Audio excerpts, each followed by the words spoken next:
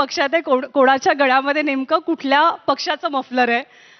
तर ladies first या नात्यानं मी सुषमाताईंपासनं कार्यक्रमाची सुरुवात करेन. सुषमाताई, आत्ता जे राज्यामध्ये सध्या चित्र दिसतंय, प्रचाराचं चित्र असो, नेत्यांच्या मुलाखतींचं सत्र सुरू आहे, हे सगळं चित्र पाहून तुम्हाला भविष्यातलं चित्र कसं दिसतंय महानगरपालिकांमध्ये? मला असं वाटतं की नेत्यांच्या मुलाखती या पत्रकारांनी घेतल्या तर त्या अधिक परिणामकारक ठरतात. कळत नाहीये देवेंद्रजी या सगळ्या मुलाखती अभिनेते आणि अभिनेत्रींना का देत आहेत. अभिनेत्रींनी जर मुलाखत घेतली तर म्हणजे याचा अर्थ देवेंद्रजी पत्रकारांना अतिशय तुच्छ समजतात म्हणून ते पत्रकारांना मुलाखती देत नाहीयेत का, की देवेंद्रजी पत्रकारांच्या प्रश्नांना घाबरतात त्यामुळे एक प्रिप्लॅन पेपर फोडून त्याच्या आधीच सुनियोजित अशी प्रश्नपत्रिका माहीत करून घेऊन ते बोलत आहेत. जर अशी परिस्थिती असेल तर काय चित्र असेल? मला असं वाटतं की जाहीरपणे छातीत ठोकपणे जे लोकांना सामोरे जातात, लोकांना भिडतात आणि लोकांच्या प्रश्नावर मांडणी करतात, असे लोक जर निवडून दिले तर आणि तर ठाण्याचं भविष्य सुखकर असेल. की शहरांसाठी आपण नेमकं काय देतोय? आपण याच गोष्टींची चर्चा करतोय, टीकेची, टिप्पणीची, कोण कोणावर काय आरोप प्रत्यारोप करतंय, पण आपण लोकांना काय देतोय? या निवडणुकीत लोकांना मिळणार आहे काय, हा मुद्दा कुठेतरी बाजूला राहत नाहीये का? 100% की वेगवेगळे राजकीय पक्षाचे वेगवेगळे राजकीय नेते या निवडणुकीला सामोरं जात असताना नेमकं शहरासाठी अजेंडा काय याच्यावर जे बोललं पाहिजे. माननीय आमचे राष्ट्रीय अध्यक्ष अजितदादा पवारसाहेब यांनी पुणा असेल, पिंपरी चिंचवड असेल, त्या शहरासाठी काय मॅनिफेस्टो देणार ह्याच्यावर संपूर्ण निवडणुकीचं अजेंडा ठेवलेला आहे. राज्याचे मुद्दे आहेत, देशाचे मुद्दे आहेत, पण महापालिकेमध्ये जे प्रामुख्याने लोकांना अभिप्रेत असलेले मुद्दे, हा अजेंडा कुठेतरी या निवडणुकीच्या संपूर्ण रणधुमाळीमध्ये दिसत नाही आहे. दादांनी जी आश्वासनं दिली त्याच्यावरती भाजपनं प्रचंड मोठी टीका केली. दादांनी आश्वासन दिलं की मेट्रोचा प्रवास फ्री होईल, PMPMLचा प्रवास फ्री होईल. तर मित्रपक्षामध्ये भाजपनं तर थेट सांगितलं की असं काही होत नाही, कॅबिनेटमध्ये चर्चा करावी लागते. असं आहे की तो एका राजकीय पक्षाचा वचननामा होता. राष्ट्रवादी काँग्रेस पक्ष म्हणून आम्ही पुण्याला, पिंपरी चिंचवडला काय देऊ इच्छितो हा अजेंडा तो ठेवला होता. भारतीय जनता पक्षाला आपला अजेंडा ठेवण्याचा अधिकार आहे, त्यामुळे त्यांनी देखील अनेक स्वप्न दाखवली असतील लोकांना. आम्ही तर काय त्याच्यावर टिप्पणी केली नाही. लोकांचे मूलभूत प्रश्न आणि लोकांच्या गरजा, वॉटर, गटर, मीटर याच्यावरती या निवडणुकीमध्ये थेट चर्चा न होणं, जे सातत्यानं ज्याची टीका केली जाते लोकांकडनं सुद्धा होते, याचं कारण काय वाटतं तुम्हाला? काय जे गटर मीटर म्हणतात त्यांनी तर काल अख्ख्या भारत दर्शनामध्ये कोण किती प्रगती केली हे दाखवलं. आणि मला कालचं भाषण ऐकून आश्चर्य वाटलं की विलेपार्लेमध्ये चिकूवाडीमध्ये बसलेल्या एका चौगुलेला अदानीची काय प्रगती झाली आणि काय नाही त्याला काहीच संबंध नाही. मी काल एका ठिकाणी 146 नंबर वॉर्डला गेलो होतो. मी मुंबईत आहे का याचं मला शंका वाटली. हे न सांगता, कारण 25 वर्ष तुमची सत्ता, 30 वर्ष तुमची सत्ता, हे न सांगता भारतभर अदानी कुठं कुठं फिरला आणि नंतर माझ्या घरी कसा जेवायला आला. मला तर कालचं भाषण ऐकून मेधा पाटकर त्यांच्या अंगात शिरलेत का काय असं वाटलं. म्हणजे प्रत्येक प्रगतीला विरोध करणं, त्याच्यातल्या चुका शोधणं, चांगल्या गोष्टी तर शोधणं होत नाही. त्याच्यामुळं खरी समस्या आता ज्या शहरात मी राहतो 25 वर्ष तिथं सत्ता आहे, मी ज्या भागात राहतो तिथं नळ अजूनही नाही आहेत. तुम्हाला आश्चर्य वाटेल, छत्रपती संभाजीनगरमध्ये अर्ध्या गावात नळ नाही आहेत. 25 वर्ष यांचीच सत्ता आहे.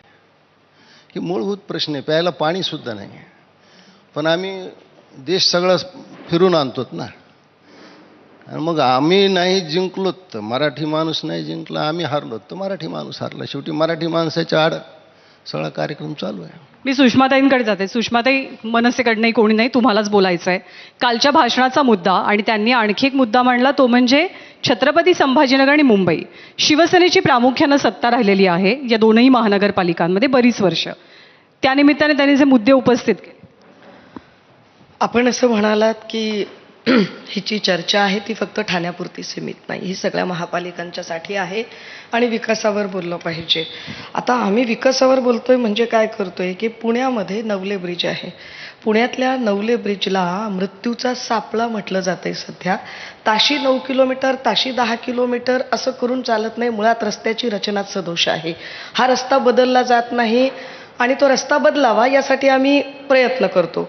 पुणे किंवा ठाणे सगळीकडेच ड्रग्ज अक्षरशः विळखा घातलाय सगळीकडे ड्रग्जने. त्या ड्रग्जचे धागेदोरे वगैरे ह्या सगळ्यांवर माझ्या 3 पत्रकार परिषदा झाल्या.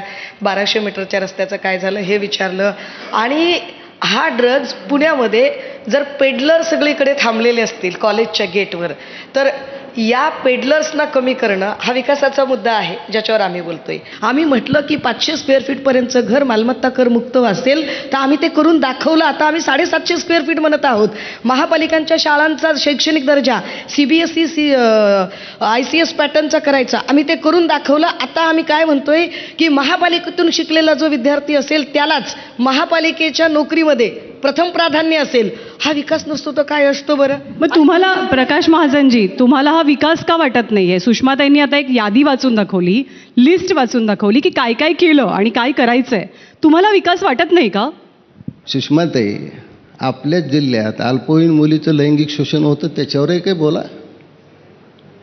ते बोललं पाहिजे. मला सांगा, 86च्या दंगलीचा गुन्हेगार ज्यांनी हिंदूची घरं पेटवली, हिंदूच्या घरावर दगडं मारली, ते रशीद मामूला कुणी तिकीट दिलं? शेवटी जनमताचा एवढा रेटा होता की परवा माननीय उद्धवजीच्या सभेमध्ये अक्षरशः रशीद मामूला खाली हाकलून देण्यात आलं. आत्ता तुम्ही तो कोण चेंगेजी नाव आहे, मला त्याचं हे जो मुंबईत ज्याला तिकीट दिलं त्याच्यावर कसले आरोप आहेत? गुन्हेगाराचं समंतरण कुणीच करायला नाही पाहिजे, त्यात पक्षभिक्ष काही आणलं नाही पाहिजे. अशी लोकांना का देता? कारण अशी लोक निवडून येतात ही खात्री त्या पक्षाला असते. आत्ता खरंच महाजन काका जो म्हणाले ना की अल्पवयीन मुलीच्या लैंगिक शोषणाबद्दल बोललं पाहिजे, आपण खरंच बोललं पाहिजे. फार महत्त्वाचा विषय आहे, हे बोललंच पाहिजे की बदलापूरच्या अल्पवयीन लैंगिक मुलीचा जो अत्याचार झाला त्याच्यातला जो प्रमुख आरोपी होता त्याला स्वीकृत सदस्य भाजपने केलं, हे फार महत्त्वाचं आहे. मी महाजन काकांचं समजू शकते, अडचण झाली आहे. कालपर्यंत इकडे होते, आता नव्याने त्यांना अजून पिठामिठाचे आणि जिरा मोहऱ्यांचे डबे नीट कळलेले नाहीत. ते माझे काका आहेत, काही विषय नाही. खरंच त्यांचं माझं नातं वेगळं आहे, महत्त्वाचं आहे.